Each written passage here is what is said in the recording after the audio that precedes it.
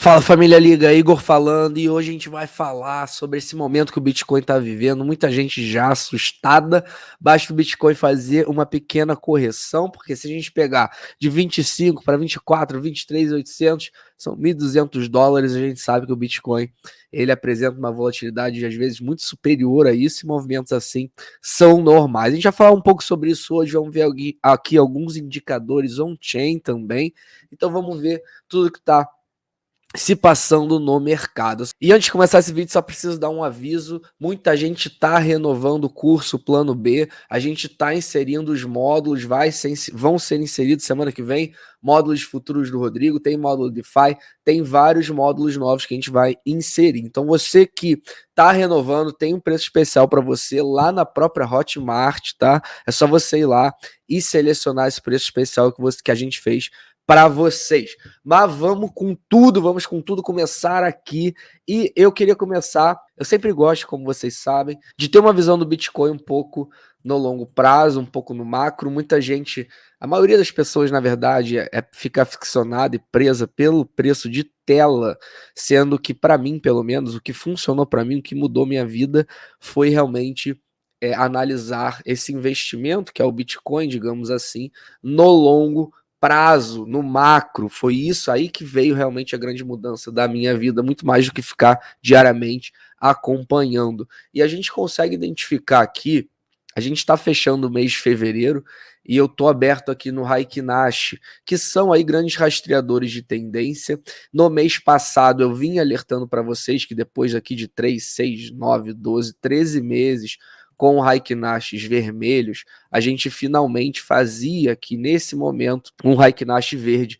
E isso historicamente, eu estou no gráfico mensal aqui do Bitcoin, vocês notam o quanto é positivo as mudanças de cores, seja do verde para o vermelho, do vermelho para o verde. A gente nota aqui no macro, para mim é muito claro, isso somado ao momento que a gente está do ciclo, a vários estudos de ciclo que eu apresento para vocês.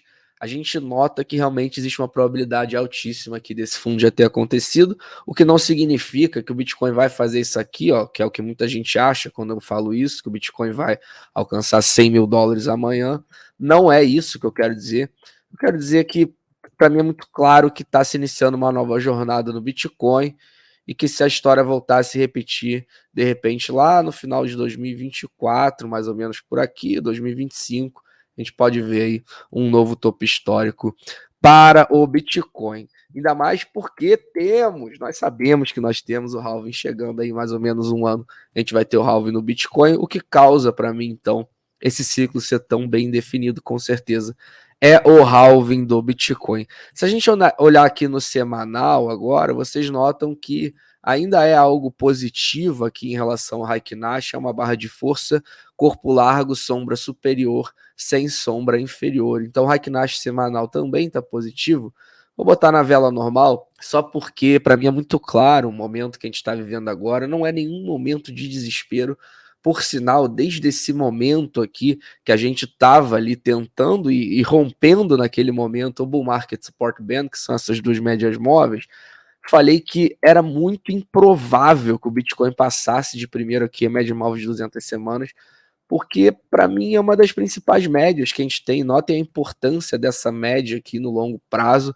Realmente foi uma média que segurou a vida inteira do Bitcoin como suporte. Quando a gente cai abaixo dela, ela vai ser uma resistência muito forte.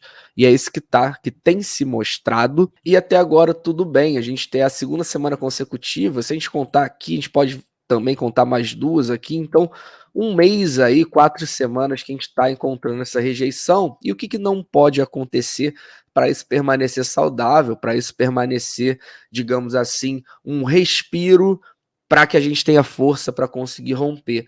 Para mim, é a manutenção aqui desse suporte, que é o Bull Market Support Band, e aqui o menor nível estaria em 19.400. Então, lembrando que a cada semana a gente tem essas duas médias móveis subindo, em algum momento aqui mais para frente, no mínimo, né, digamos assim, no máximo, desculpa, no máximo aqui mais ou menos lá para maio, o Bitcoin, ele vai ter que se decidir se ele vai voltar para baixo aqui do Bull Market Support Band, romper suporte ou romper resistência.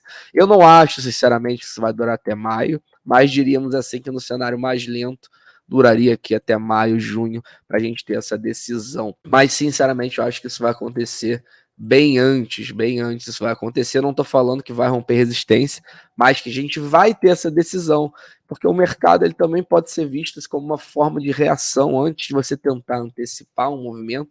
Você também pode reagir a um movimento. Caso quebre o suporte, você ter algum tipo de estar preparado para esse cenário, e caso quebre resistência, você também estar preparado para reagir desse cenário. Vamos entrar no on-chain aqui, algumas coisas interessantes acontecendo. A gente nota que a gente está vendo um volume significativo de aberturas de ordens takers, ou seja, digamos que ordem a mercado, pessoas batendo ali na venda no Bitcoin, mas o que interessa aqui para a gente é que a gente nota que é realmente esse outro gráfico aqui, na verdade, que eu queria mostrar para vocês, em relação ao Ethereum, porque a gente está tendo maior volume, então, desse movimento de pessoas ali batendo no Ethereum na venda, digamos assim, de volume que está sendo batido aí para a venda no Ethereum desde a all-time high. Vocês notam aqui esse movimento que aconteceu, essas grandes barras vermelhas aqui no final de 2021, iníciozinho de 2022, e agora a gente está nesse momento tendo essas barras mais fortes desde desse momento de all-time high. A gente tem também uma atualização que a gente sabe que está prevista para o mês que vem, que é a liberação, se eu não me engano, em torno de 10% do supply do Ethereum vai ser liberado, que está preso para o Ethereum 2.0. Esses Ethereums podem ser jogados a mercado para serem vendidos, mas sinceramente isso tudo é uma especulação de curto prazo. Então, assim, caso isso aconteça, caso realmente a gente venha a ter esse movimento e caso o Ethereum volte a cair, eu sinceramente vou estar muito preparado para acumular esse ativo que eu enxergo tanto valor. Vocês sabem que depois de Bitcoin, com certeza, é o principal ativo que eu enxergo valor. E já falei para vocês também que um dos principais erros que eu considero um erro sim, é no último ciclo de alta, talvez por falta de experiência mesmo, foi o meu primeiro ciclo de alta que eu entrei ali estudado, digamos assim, preparado, mas foi o primeiro ciclo de alta que eu vivendo todo o bear market com o ciclo de alta. E o principal ensinamento, talvez, que eu tive, e já falei isso algumas vezes aqui no canal, foi que para esse próximo ciclo de alta, que eu acredito que a gente vai viver em 2025, eu não vou entrar tão carregado somente em Bitcoin como eu entrei em 2020, 2021. Em 2020 e 2021 eu tinha 95% de Bitcoin, 90%, 92% de Bitcoin. Então, eu vi que quando passou aquele movimento explosivo, porque o ciclo de alta ele não deixa você respirar, né? Todo dia acontece alguma coisa, meu Deus, agora é aquilo, agora a nova tendência é essa, então você fica até meio que você não tem tempo de respirar, literalmente. Mas quando passou tudo, você faz uma reflexão. No passado, eu considero que sim. Foi um erro, é óbvio que naquele momento era isso que me fazia dormir tranquilo, então nem posso falar que foi um erro. Eu acho que a gente sempre tem que tomar as decisões baseadas no que faz a gente dormir tranquilo, mas com certeza o ensinamento que eu carrego para mim, mediante talvez a minha pessoa ter mudado um pouco, digamos assim, é que para o próximo ciclo de alta, com certeza, eu não vou entrar 90% posicionado da minha carteira em Bitcoin. Vai ter mais altcoin nesse portfólio entrando em 2025, com certeza, e muita dela o Ethereum vai fazer parte, e a Chainlink também, já cansei de falar da Chainlink aqui no canal. A gente vê, continuando aqui, indo para o funding rate, então, que a gente ainda está tendo aqui um movimento de funding rate positivo, apesar dele estar diminuindo aqui no macro. Desde 15 de fevereiro a gente vê que a gente está baixando essas barras verdes, e o ideal é que a gente volte a ficar negativo aqui para esse indicador. A gente sabe que funding rate alto incentiva a venda, então funding rate negativo é bom para a gente, e se o funding rate começar a subir, vai significar que as pessoas estão abrindo long aqui na expectativa de um possível rompimento da média móvel de 200 semanas, e isso é muito ruim, porque a gente pode ter aí os chamados market makers, ou grandes jogadores, jogando o preço para baixo para fazer essa cascata aqui de posição de long que vai estar carregada, e a gente fazer um reset aqui no mercado futuro. Por enquanto, a gente não está vendo esse movimento, a gente está vendo aqui o funding rate caindo, menor do que 0,01, de certa forma não é tão alto, mas é sempre bom a gente ficar de olho, isso aqui não está atualizado hoje, tá atualizado aí de ontem, o dado aqui da CryptoQuant. E pausa rápida, você tem interesse em negociar criptoativo aqui no canal, a gente indica Bybit, que tá com uma super promoção, abre conta pelo nosso link, depositou aí pelo menos $50, ganha $15 para trade, para você aí conseguir treinar no novo módulo aí que a gente vai lançar, que o Rodrigo vai lançar no nosso curso, sem expor o seu capital a risco. A Glassnode soltou um relatório aqui muito interessante essa semana sobre o MVRV, que é um dos indicadores de ciclo que eu utilizo para chegar na métrica de risco, e na métrica de risco eu chego no Dollar Cost Average por intensidade. A gente nota aqui que a Glassnode deu uma destrinchada, digamos assim, no MVRV. Muita gente olha só o básico, que também tá mais do que o suficiente para você ter uma visão macro. Mas é sempre interessante quando a gente dá essa destrinchada, porque isso causa pra gente, às vezes, relembra, na verdade, a gente que vive esse mercado todo dia, o tamanho da oportunidade que a gente está vivendo. O MVRV ele nada mais é do que uma relação entre o valor de mercado com o valor realizável, o custo base, ou seja, a diferença entre MV, que é o valor de mercado, o valor do Bitcoin hoje, vezes todos os Bitcoins existentes, e o valor realizável é a soma desse valor de todos os Bitcoins mais em relação à última vez que ele foi movimentado. Então, se você movimenta um Bitcoin que você comprou há muito tempo, esse valor realizado vai subir. Mas se você comprou no topo e está movimentando agora, ele vai cair. Então, ele dá essa relação, digamos assim, que é muito interessante. A gente chega aqui que a gente está vivendo, aqui ele separa vários níveis do MVRV. Vocês notam que agora essa razão está lá embaixo, e vocês notam que no nível azul, ou seja, o MVRV abaixo de 0,8, a gente só passou 5% do tempo aqui, a gente nota que o Bitcoin fez sua negociação abaixo desse nível. Então, realmente é um nível raríssimo que a gente viveu. Não estamos vivendo mais. A gente teria que dar um zoom aqui para ver em 2023, que tem poucas barras aqui. Não sei se vocês vão conseguir enxergar azul, mas já verde eu acredito que tá mais claro aqui. A gente nota aqui muitas barras verdes aqui, que significa o nível abaixo de 1, que já é um nível, então, que significa que o valor realizável ele tá superior ao valor de mercado, e a gente nota que é raríssimo também.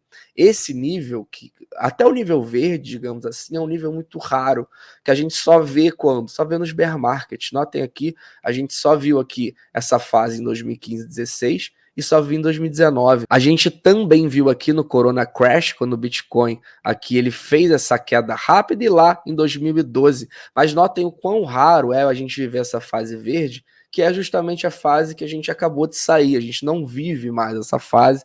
Quem aproveitou, aproveitou, digamos assim. Historicamente, se a história voltar a se repetir, a gente só vai voltar a essa fase no próximo bear market, quem sabe lá em 2026 somente.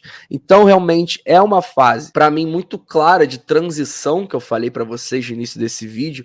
Para mim é muito claro que a gente está fazendo essa transição para o início de uma nova jornada, por diversos motivos que eu já mostrei aqui para vocês. A quebra do Bull Market Support Band, aqui em cima do canal inferior, que eu também mostro para vocês aqui, da banda de projeção logarítmica verde, que é um outro indicador que eu uso. A gente tem o Heikin Nash mensal, que depois de 13 meses ele volta a ficar verde. Agora em fevereiro já estamos fazendo aqui um de força superior. Então a gente nota aqui muito claramente que a gente tem vários indícios de uma nova jornada, e a gente nota também que essa jornada aqui, digamos assim, do bear market para o topo, vocês notam que demorou historicamente aqui por volta de 2 anos. A gente nota que a gente fica na fase verde aqui, que é a fase, digamos assim, muito desvalorizada, subavaliada, e quando a gente sai dela, a gente encontra essas fases laranjas, vermelhas, que é o MVRV aqui hipervalorizado.